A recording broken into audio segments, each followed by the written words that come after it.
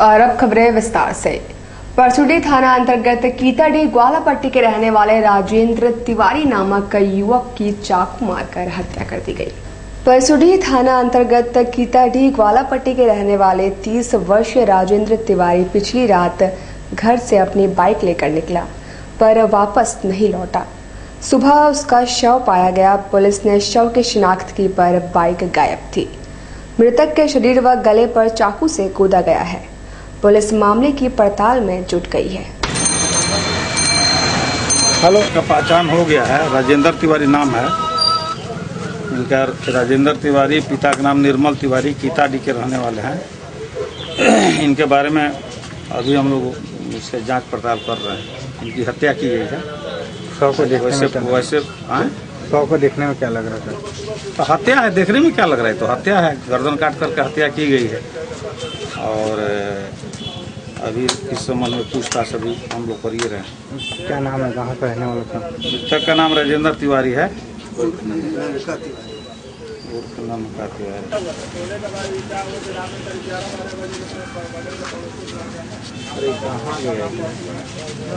नौकरी के नाम पर मोटी रकम ऐंठने वाले गिरोह के शिकंजे में फंसकर रानी कुदर में रविवार को एक युवक ने अपनी जान दे दी। घटना रविवार की है।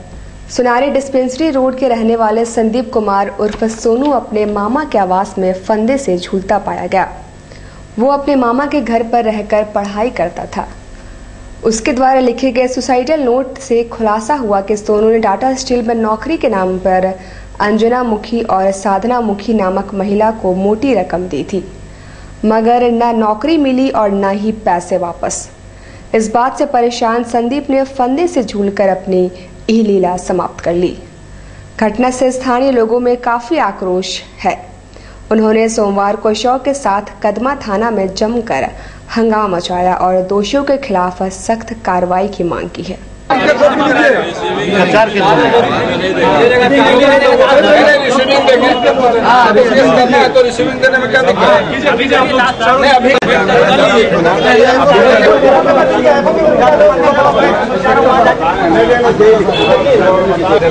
मेरा पैसा रिटर्न कर रहा है। संदीप कुमार सुनारी का रहने वाला, समझे ना। होल्डिंग डिस्पेंसरी रोड सुनारी थाना के बगल में इसका घर था, लेकिन ज़्यादातर वो मामा के घर में ही रहता था। और वो ग्रेजुएशन कर करके एंडोडाइनिक्स भी किया हुआ था। और नौकरी के चक्कर में करीब 5 लड़के अंजना घोष उर्फ अंजना मुखी को सभी लड़कों ने करीब 5 से 7 लाख रुपया उसको दिया था कि जिंदल स्टील और टाटा स्टील में नौकरी लगवा देंगे। और इसके साथ पे ये बार बार टॉर्चर होने लगा और पैसा भी वापस नहीं किया, नौकरी भी नहीं दिया, जिससे लड़का खुदकुशी किया, अपना जान गंवा बैठा 5/7/2015। साक्षी ऑटो स्टैंड का विवाद सोमवार को साक्षी थाना पहुंच गया। चालकों ने थाना प्रभारी एवं ट्रैफिक डीएसपी के साथ घंटों वार्ता की, मगर नतीजा शिफर रहा। साक्षी ऑटो स्टैंड में पुराने चालकों और नए चालकों के बीच गाड़ी खड़ा करने को लेकर उठे विवाद को शांत कराने के लिए साक्षी थाना में एक त्रिपक्षीय बैठक बुलाई गई। ट्रैफिक डीएसपी विवेकानंद ठाकुर ने ऑटो चालकों के साथ लंबी वार्ता की, पर नतीजा नहीं निकल पाया। 10 दिनों के बाद फिर से बैठक बुलाई गई है। अभी निदान कुछ नहीं निकल रहा है। 10 दिन का हम लोग समय दिया है। 10 दिन के बाद हम लोग फिर बैठक करेंगे, उसमें कुछ होगा। क्या चीज की लड़ाई है इन लोगों का? इन लोगों का स्टैंड के लेकर लड़ाई। किसके बीच हो रही है मामला? तो एक साक्षी स्टैंड है और मानगो स्टैंड के बीच में। क्या ये लोग कह रहे हैं? ये लोग बोल रहे हैं कि उस स्टैंड में हमको जगह दी, मानगो वाले बोल रहे हैं। अच्छा। हाँ, साक्षी वाले बोल रहे हैं कि स्टैंड में जगह नहीं। आगे का निदान वही अगला बैठक के बाद निकले। जगह तो खर्च चाहिए, अब जगह मिलना भी चाहिए। अगर जगह नहीं मिलेगा तो जाहिर सी बात वो रोड में खड़ा करेगी। और इसका हम भी प्रयास कर रहे हैं, हमारा पूरा स्टैंड का ड्राइवर भी प्रयास करेगा कि कम से कम उन लोगों को जगह मिलना चाहिए। आप लोग अपनी जगह नहीं देंगे? जगह है ही नहीं हमारे पास। समस्या ये है कि इतनी परेशानी हो रही है कि 6 बजे से लेकर 11 बजे तक मार के हटा दिया जा रहा है। आदमी लोगों को चलने नहीं दिया जा रहा है। मालिक को कैसे करके पैसे दे रहा है। 1 बजे तक 1 रुपया नहीं कमा सक रहा है बेचारे। सब मेरे जितने टेम्पो चालक हैं जो मानगो से आए हैं मेरे पास में, आने के बाद कोई काम नहीं किया जा रहा है। अभी को इंस्पेक्टर साहब से बात हुई है। इंस्पेक्टर साहब को जगह लिखाया है मैंने, वो जगह अलॉटमेंट होगा, उसके बाद इंशाल्लाह सब काम हो जाएगा। और उसके बाद जैसे चल रही है गाड़ी, नो एंट्री में चला रहे हैं, पकड़ा पकड़ी नहीं होगी, नो एंट्री में जैसे चल रही है वैसे गाड़ी चलेगी। कोई आदमी को 1 रुपये नहीं देना है, 40-50 रुपए डेली टेम्पो ड्राइवर दे रहे थे, अब 1 रुपया नहीं देना है। डीएसपी साहब से बातचीत में क्या काम है? डीएसपी साहब ने ये बोला है कि इतवार को जो है इसका सोल्यूशन निकल जाएगा। राज्यसभा सांसद प्रदीप कुमार बालमुचु ने राज्य सरकार पर निशाना साधते हुए कहा कि जन समस्याओं पर सरकार का कोई भी ध्यान नहीं है। उपायुक्त के साथ बैठक करने के बाद न्यूज टाइम से वार्ता करते हुए राज्यसभा सांसद प्रदीप बालमुचु ने राज्य में बालू उठाव का स्थायी समाधान निकालने को बेहद जरूरी बताया। क्षेत्र में कुछ समस्याएं थी, विशेषकर क्षेत्र में क्या हमको लगता है राज्य की समस्या है ये बालू को लेकर। ये बड़ा दुर्भाग्य है कि ये सरकार जो नई सरकार आई है रोज विकास की बात कर रही है, और विकास के नाम से अगर ये कहें कि जो इंफ्रास्ट्रक्चर बनते हैं उसमें बालू का उपयोग होता है। और आज झारखंड में स्थिति हो गई कि डोमेस्टिक यूज़ के लिए भी लोगों को नहीं मिल रहा। कोई अगर ईमानदारी से चाहेगा बालू उसको मिल जाए, कोई घर बनाना है उसको नहीं मिल पाएगा, मगर वहीं पर बड़े जो उद्योगपति हैं, जो बड़े बिल्डर्स हैं, उसका काम कहीं नहीं रुक रहा। इसका मतलब ये है कि सरकार की तरफ से स्पॉन्सर है चोरी। काम तो हो रही है, बालू तो निकल रहा है, लोग बना रहे हैं, मगर आम पब्लिक को नहीं मिल रहा है। इसका मतलब है कि सरकार स्पॉन्सर है, कहीं ना कहीं सरकार मिली है, पुलिस मिला हुआ, उसके बाद ये बालू मिल रहा है। इसलिए सरकार को तत्काल निर्णय करना चाहिए कि कैसे आम पब्लिक को ये चीज़ें सुविधा मिले। उसकी चीज़ें हैं, आज बंगाल से आ रहा है, आखिर क्या वजह है कि आपको बालू नहीं मिल रहा है? आप पैसा जमा कर दिया, सुनते हैं वो ऑक्शन भी हुआ, ऑक्शन के बाद पैसा भी जमा हो गया, अब ऊपर से क्लियरेंस नहीं हो रही है, पोल्यूशन का है, तो सरकार की जिम्मेदारी है, इसको ठीक ठाक करें।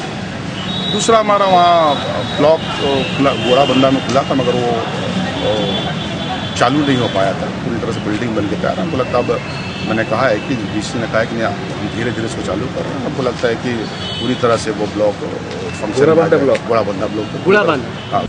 और महिला थाना प्रभारी प्रियंका आनंद ने सोमवार को भी जुबली पार्क में मजनू अभियान चलाया। महिला थाना प्रभारी प्रियंका आनंद द्वारा सोमवार को जुबली पार्क में अभियान चलाते हुए प्रेमी युगलों को खदेड़ा गया। उन्होंने अभिभावकों को भी थोड़ा सचेत रहने का आग्रह किया है। नहीं दिख रहे हैं, लेकिन आज मैंने देखा तो उन लोगों ने किया, तो वो लोग भाग गए। असील हरकत तो देखा आप लोगों ने? उसके बाद हम लोग कोशिश करते हैं कि उन लोगों को समझा दिया जाए कि ऐसा दोबारा हरकत नहीं हो इस जगह पर, क्योंकि इस आदमी पहले से अच्छा नहीं लगता है, और फैमिली वाले जो कंप्लेन कर रहे हैं कि बच्चों के साथ जाना मुश्किल हो रहा है ऐसे जगहों पर। इसीलिए चूँकि आए बैठे कोई दिक्कत नहीं है, लेकिन अस्थि हरकत ना हो। मैडम, स्कूल यूनिफॉर्म में भी काफ़ी बच्चे आती हैं।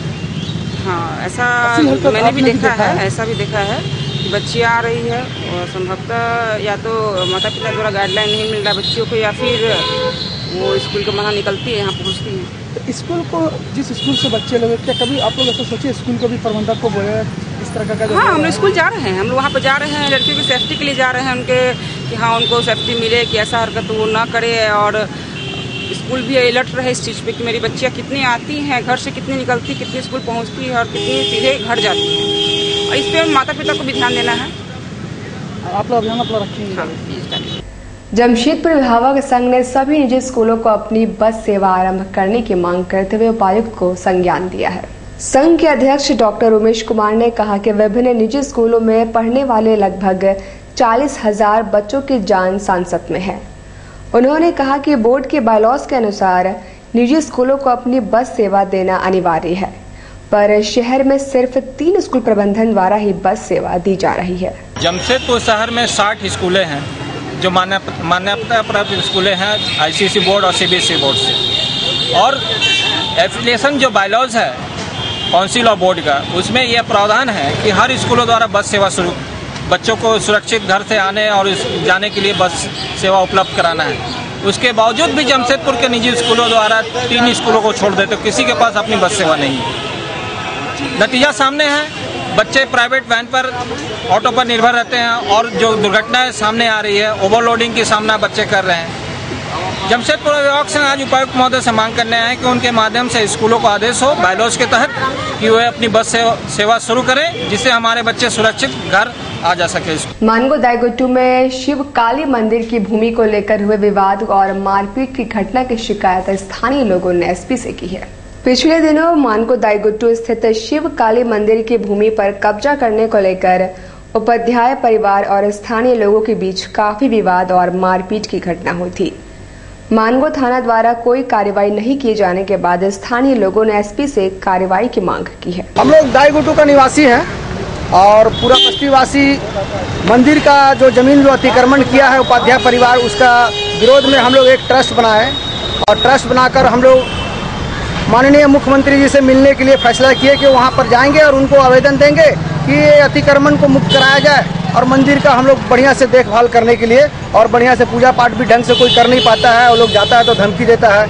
ये हम लोग का मंदिर है, ये मंदिर में भी लिखा हुआ है सार्वजनिक मंदिर। ये आंदू मांझी का दान दिया हुआ जमीन था जिसमें ये मंदिर का निर्माण हुआ था। आज से कम 50 साल पहले की बात है। आज हम लोग एसएसपी साहब के पास आए हैं। ये हम लोग के ऊपर झूठा आरोप लगाया है। हम लोग ट्रस्ट का मैं चेयरमैन हूँ। हमारे सेक्रेटरी जो हॉस्पिटल में अभी भी टीएमएच में इलाजरत है, उनका पैर पूरी तरह से तोड़ दिया गया है। उनकी मिसेज भी हैं, आई हुई हैं।